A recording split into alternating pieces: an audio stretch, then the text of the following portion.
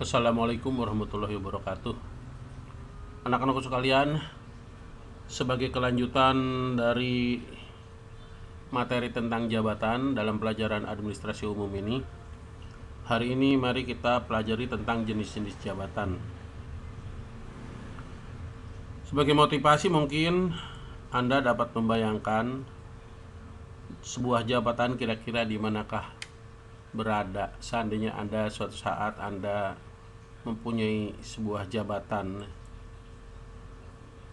Ini adalah perkantoran yang terlihat dari atas dalam ruangan-ruangan yang senyaman seperti ini.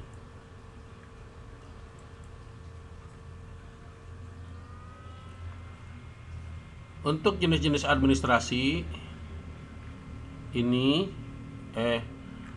jenis-jenis jabatan ini di sini sesuai buku paket yang kalian pegang dituliskan di sini ada pimpinan kantor atau direktur, manajer, pelaksana manajerial, kemanajemenan adalah kepemimpinan yang harus memimpin di bagian masing-masing. Di bawahnya pimpinan kantor, direktur di sini, staf pembantu ahli, bisa membantu manajer. Kalau dibuat bisa juga di bawah pimpinan, apalagi lebih bisa lagi gitu ya. Lebih bisa lagi gitu. Kepala personalia ini sebenarnya kepala personalia manajer juga gitu. Manajer personalia bisa dibuatkan manajer personalia atau HRD gitu yang ngurusin personal atau ngurusin karyawan, pegawai gitu ya. Kemudian kalau manajer sesuai dengan bidangnya, manajer pemasaran ngurusin pemasaran, memimpin bidang pemasaran. Gudang berarti pergudangan, keuangan sesuai dengan bidangnya. Kepala tata usaha yaitu yang berkenaan dengan kepengurusan bidang administrasi, data dan informasi untuk keperluan seluruh institusi yang ada dalam sebuah kantor. Jabatan struktural adalah jabatan yang ada dalam sebuah struktur. Jabatan fungsional yang tidak terdapat dalam struktur, tetapi dia ada sebuah jabatan dalam lembaga tersebut ya. Contoh di sini tadi direktur, tentu saja direktur harus bertanggung jawab terhadap semua aktivitas kantor, baik orangnya maupun sarananya ya. Semua lini harus dia pimpin istilahnya, kelancaran aktivitasnya. Kepala tata usaha di sini yang berkaitan dengan administrasi data dan informasi, yang dimana data dan informasi itu dibutuhkan baik oleh direktur terutama gitu dalam untuk hal-hal mengambil keputusan, juga oleh para pemimpin di bawahnya, di bawah direktur ya. Ini kelihatannya berarti karena di bawah direktur sebenarnya bisa sama dengan levelnya sama dengan para manajer di sini. Kemudian di bawah manajer di sini staf pembantu manajer, staf ahli. Apakah di bawah direktur bisa ada staf? Bisa lebih, bisa lagi gitu sesuai dengan kebutuhan. Kalau dibutuhkan misalnya staf hukum, ahli hukum. Siapa tahu memang lembaga kantor PT Enggal Siang ini membutuhkan ahli hukum ketika banyaknya permasalahan hukum, karena mungkin perusahaan terkait dengan masalah pertanahan atau bergerak di bidang pertanahan dan lain sebagainya. Yaitu tadi di bawah manajer, para manajer itu bisa ada staf ahli, kemudian di bawahnya lagi. Nah, selain itu ada istilah jabatan struktural, yaitu ini jabatan struktural yang ada dalam struktur. Jabatan fungsional yang tidak ada di dalam struktur, tetapi ada sebagai sebuah jabatan gitu. Misalnya kalau di pemerintah, di negara pemerintahan Indonesia ini, guru gitu. Guru tidak ada dalam struktur pemerintahan, dia adalah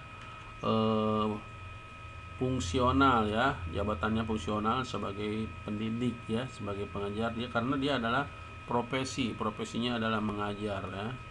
profesi profesional, dia tidak ada dalam struktur di sini. Kalau guru juga berarti dosen juga gitu. Dokter juga, dokter dan pegawai kesehatan. Jadi dia pada profesi sesuai dengan bidangnya. Nah, kalau di sini misalnya apa? Misalnya saja perusahaan ada orang yang mempunyai jabatan seorang programmer, misalnya programmer khusus, dia ahli di bidang program atau dan membetulkan berbagai komputer.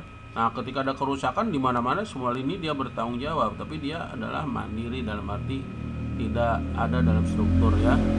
Bisa saja itu berarti non struktural gitu.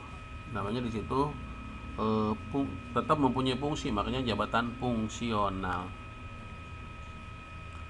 Oke, tadi udah sesuai dengan itu ya, ada direktur, ada staff, kemudian ada direktur, ada manajer, ada staff, ada juga tata usaha.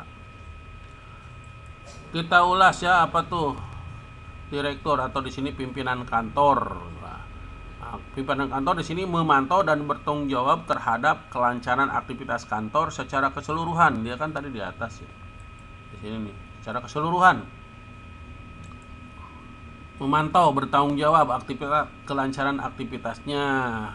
Juga di sini mengatur pembagian tugas pekerjaan personil. Jadi personilnya diatur sama dia nih tugasnya.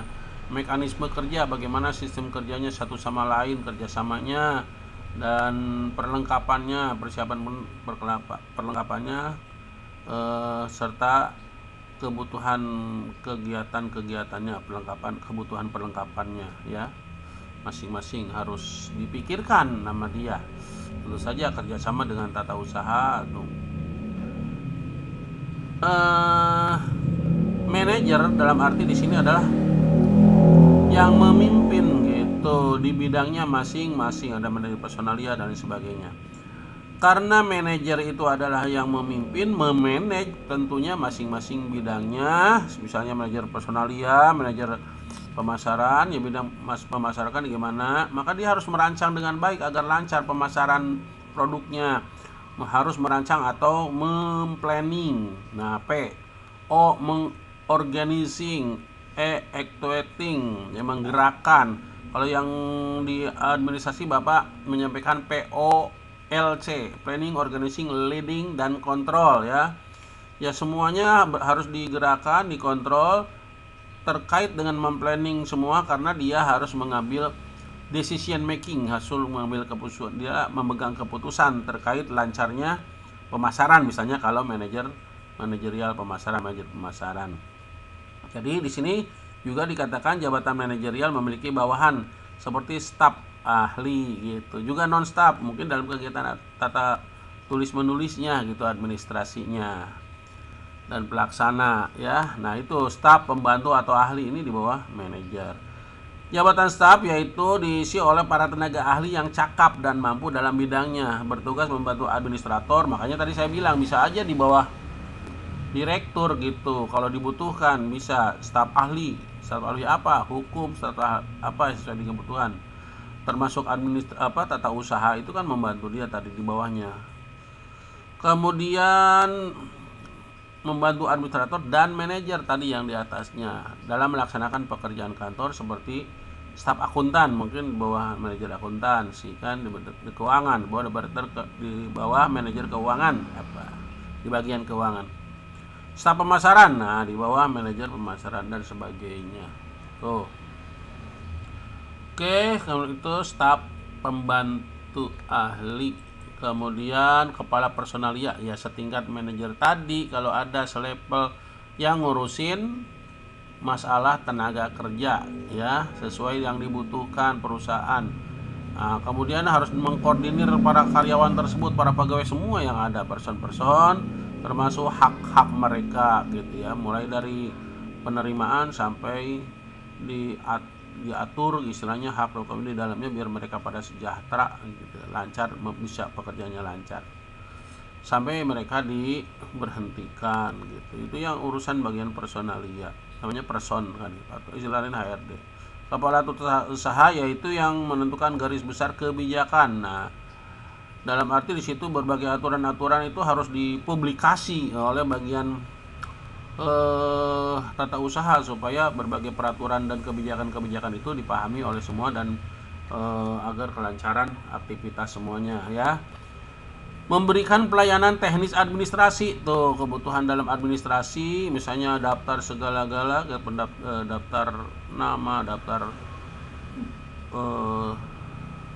barang dan lain sebagainya ya. Pokoknya terkait administrasi perusahaan, misalnya administrasi perusahaan secara keseluruhan bertanggung jawab di bidang perusahaan. Tugas bidang ini meliputi perencanaan, pelaporan karena terkait informasi dan data, makanya dia ada meliputi pelaporan gitu. Kepegawaian juga data-datanya ada di tata usaha gitu. Keuangan, rumah tangga, misalnya kalau tanya berapa jumlah pegawai ya di situ. Rumah tanggaan biasanya terkait dengan bagaimana dia mengurus kalau ada keperluan yang dibutuhkan sarana oleh perusahaan, itu informasi datanya harus diatur di dia. Kan kalau ada tamu misalnya juga menerima tamu di sini, nah, dia yang harus melayani dengan baik gitu rumah tanggaan. Keprotokoleran, kalau ada keprotokoleran, kalau ada acara-acara maka bertanggung jawab tata usaha ya, bagian tata usaha kepada tata usaha. Acara ulang tahun, acara rapat-rapat dipimpin, acara apa saja ya, seremoni-seremoni dia yang mempersiapkan ya, misalnya MC segala tata aturannya, tempatnya dan sebagainya, dan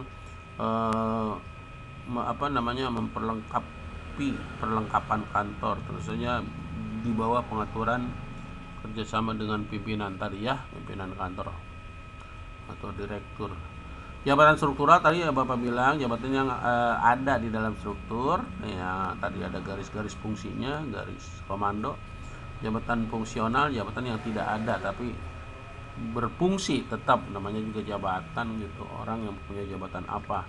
Jabatan guru berfungsi mendidik gitu. Di sini kalau tadi jabatan struktural artinya diatur dalam sebuah organisasi memiliki tingkat yang tersusun dalam paling rendah sampai tinggi gitu kan, dari rendah itu dalam struktur.